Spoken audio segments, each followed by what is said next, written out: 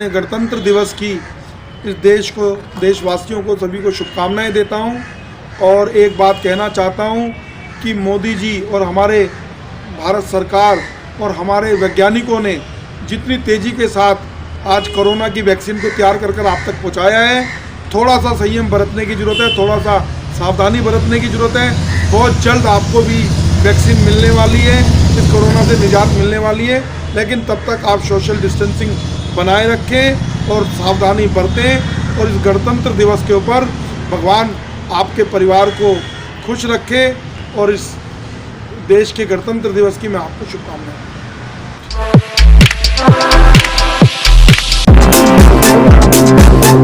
For information on the news around you, keep watching Face Talk YouTube channel. Subscribe to the latest news and press the bell icon. इसको जैसे कि आपसे वादा करते हैं कि हर बार अपने प्रोग्राम में एक नए प्रतिनिधि से आपकी मुलाकात कराते हैं और एक महान शख्सियत से आपकी मुलाकात कराते हैं, उनके विचार अपने चैनल के माध्यम से पूरी दुनिया के सामने उजागर करते हैं।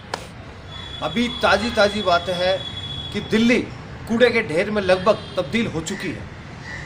अब हम आम आदमी पार्टी के पास जाते हैं तो बीजेपी को दोषी करार देती है, बीजेपी के पास जाते हैं तो वो आम आदमी पार्टी को दोषी करार देती है। चलिए इसी चर्चा के ऊपर आज के खास मेहमान से आपकी रूबरू मुलाकात कराते हैं। सर, सबसे पहले तो आप अपना नाम और अपना जो आपका पद रहा है वो बताइए। मैं रविंदर गुप्ता, पहले नॉर्थ दिल्ली का मैं मेयर रहा, डिप्टी मेयर रहा, बीजेपी जनरल सेक्रेटरी रहा दिल्ली स्टेट का। अभी मैंने मटिया महल विधानसभा से चुनाव भी लड़ा। अच्छा, बीजेपी से सर? बीजेपी से। तो उसमें आपको सफलता मिली? सफलता नहीं मिली, विधानसभा में तो सफलता नहीं मिली, क्योंकि दिल्ली में इस प्रकार का वातावरण, दूषित वातावरण केजरीवाल ने और केजरीवाल के लोगों ने क्रिएट कर दिया था, जिससे कि जातिवाद की लहर में बहकर लोगों ने उसका जो वोट कास्ट किया वो उसका इम्पैक्ट रहा। क्योंकि मैं एक ऐसी विधानसभा से चुनाव लड़ा था जो मुस्लिम बहुल्य क्षेत्र है और वहाँ पर शाहीन बाग वाला जो सारा एपिसोड था वो चल रहा था और वो ध्रुवीकरण कर कांग्रेस को छोड़कर आम आदमी पार्टी का दामन थाम कर शोएब इकबाल जो लगभग 4-5 बारी से हर बार किसी न किसी सत्तारूढ़ पार्टी में शामिल होकर पिछली पार्टी को छोड़कर चुनाव लड़कर वहाँ पर काबिज होता है। मेनली वहाँ पर ध्रुवीकरण के कारण जो है वो चुनाव नहीं, ये तो जग जाहिर है। आपके चैनल के माध्यम से मैं आपके व्यूअर्स को और दिल्ली की जनता को ये बताना चाहता हूँ कि ये संविधान का पार्ट है। कानून से ऊपर तो कुछ भी नहीं है ना हिंदुस्तान के अंदर। कानून जो कहता है उसे तो मानना ही होगा ना, चाहे वो कोई भी पॉलिटिकल पार्टी। कानून ये कहता है, संविधान ये कहता है, भारतीय संविधान के अनुसार किसी भी राज्य के नगर निकाय की कोई भी फाइनेंशियल क्राइसिस होती है तो उसको मिटिगेट करने की जिम्मेदारी उस शहर की सरकार की होती है और इस शहर में सरकार केजरीवाल की है।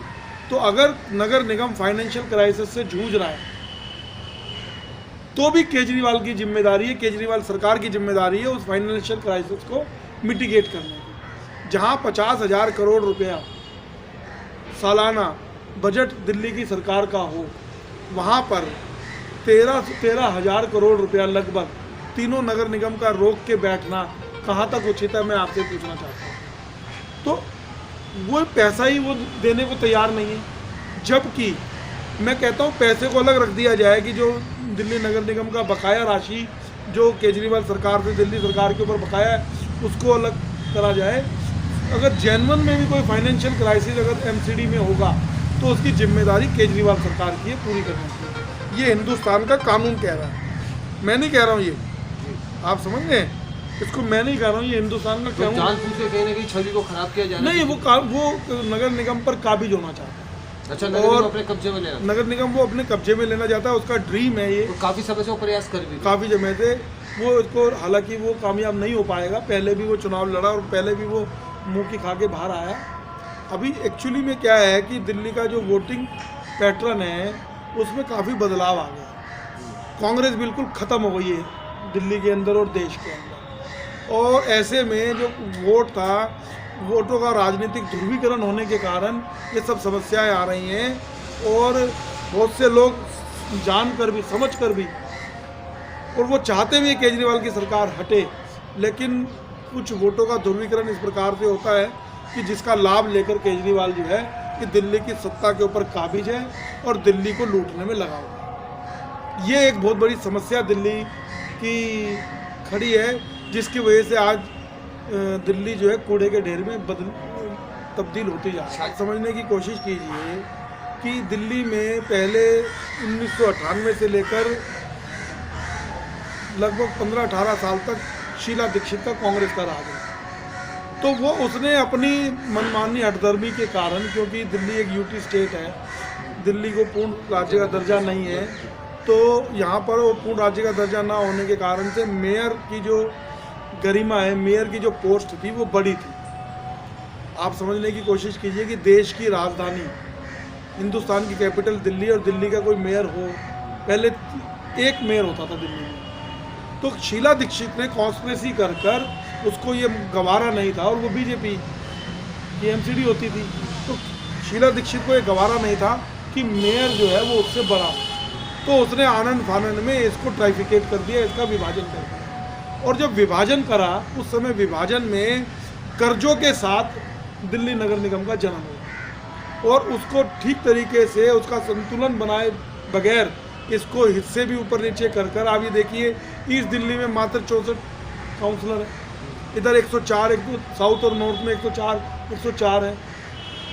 तो आप समझने की कोशिश कीजिए कि इसका विभाजन ही ठीक नहीं हुआ, और विभाजन कर दिया गया। विभाजन करने के बाद करोड़ों रुपए का कर्जा नगर निगम के ऊपर लाद दिया गया, जो नगर निगम के, देखो इसकी पृष्ठभूमि में जाना होगा। इल्ज़ाम लगाने से, आरोप प्रत्यारोप करने से, गेम ब्लेम करने से कुछ नहीं। मैं यहाँ पर किसी के ऊपर आरोप प्रत्यारोप नहीं कर रहा हूँ, मैं आपको वस्तु स्थिति, आपके व्यूअर्स को वस्तु स्थिति से अवगत करा रहा हूँ कि दिल्ली नगर निगम का ट्राइफिकेशन जब विभाजन हुआ वो गलत हुआ। शीला दीक्षित ने, कांग्रेस ने गंदी नीयत के साथ उसका विभाजन किया, कर्जों के साथ उसको जन्म दिया, और जितना रेवेन्यू आता था, जितने रेवेन्यू वाले डिपार्टमेंट थे, वो सब दिल्ली नगर निगम से छीन कर दिल्ली सरकार में शामिल कर दिया।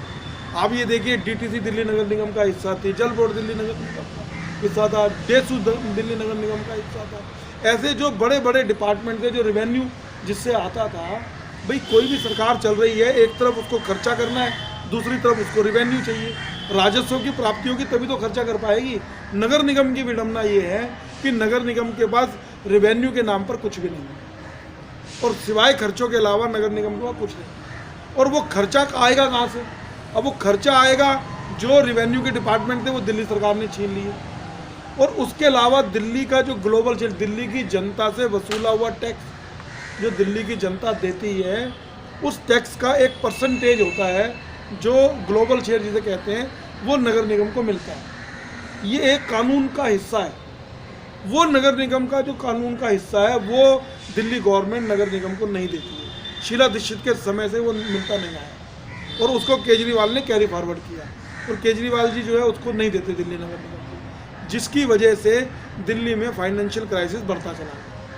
और जब भी नगर निगम को जरूरत पड़ती थी तो शीला दीक्षित कुछ पैसे दे दिया करती, लेकिन उसको हमारे अपने हिस्से के रूप की बजाय उसको कर्ज के रूप में दिल्ली नगर निगम में, जैसे कोई एक सूदखोर बनिया होता है जो ब्याज उसके ऊपर लगाता है, उस प्रक्रिया के अनुसार दिल्ली नगर निगम को कर्जे के रूप में पैसा दिया जाता था, ना कि उसके अधिकार को। लेकिन जो हालात अभी है कूड़े को लेकर, ऐसा तो कभी नहीं हुआ, जनता तो नहीं पीसी कभी, ऐसा जनता को तो ऐसा सामना नहीं करना पड़ा कूड़े के ढेर का। नहीं, देखिए जनता अब पिस रही है, तो दिल्ली की जनता इसकी दोषी भी है। मैं कहूँगा मेरी दिल्ली की जनता से हाथ जोड़कर माफ़ी के साथ मैं अपनी बात कहना चाहता हूँ आपके चैनल से कि केजरीवाल को तो सरकार उन्होंने ही दी है ना, दिल्ली की इसी जनता ने तो केजरीवाल को बिठाया है जी। अब केजरीवाल को बिठाया है तो कहते हैं ना, बोए पेड़ बबूल का तो आम कहाँ से होए।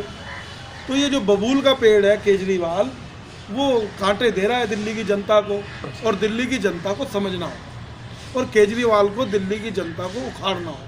चलिए, आपका ज़्यादा समय नहीं हुआ, मूल्यवान समय है, बहुत संघर्ष के बाद आपसे मुलाकात हुई। एक आखिरी सवाल, अभी अग्रवाल जी ने बताया और कल मुझे जोगी राम जैन जी ने भी बताया कि 2 महीने की तनख्वाह जितने भी कर्मचारी हैं, स्वास्थ्य कर्मचारी या अस्पताल में हमारे भाई जो सफाई करते हैं, जितने जिसकी तनख्वाह रुकी हुई थी, कि 2 महीने की तनख्वाह 2 दिन के अंदर शायद मंडे को मिल भी जाएगी, और इसका श्रेय बीजेपी ही ले रही है, इसमें हस्तक्षेप आम आदमी पार्टी का कोई नहीं है।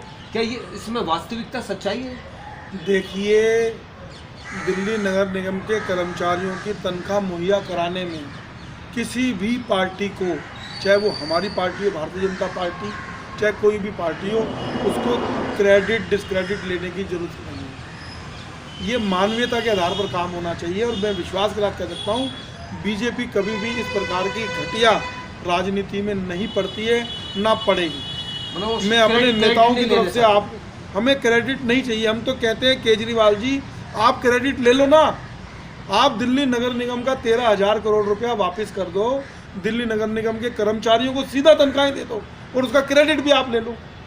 अरे भैया, गरीबों के घर में चूल्हा नहीं जल रहा, और उस चूल्हे को ना, जो चूल्हा जलने के कारण उनके घर में जो परेशानियां आ रही हैं, आज आपका कैमरामैन आपके साथ चल रहा है, अगर इसको तनख्वाह नहीं मिलेगी तो इसके परिवार का गुजारा कैसे चलेगा, आप बताइए ना।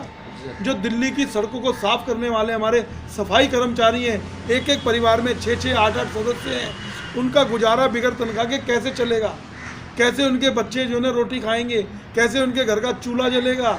इतनी ठिठुरती ठंड में, इतनी तपती धूप के अंदर, गर्मी में, सर्दी में, बरसात में, आंधी में, तूफान में वो दिल्ली की सड़कों को साफ करते हैं और उनको उनकी तनख्वाह नहीं मिले। कितनी अमानवीयता है।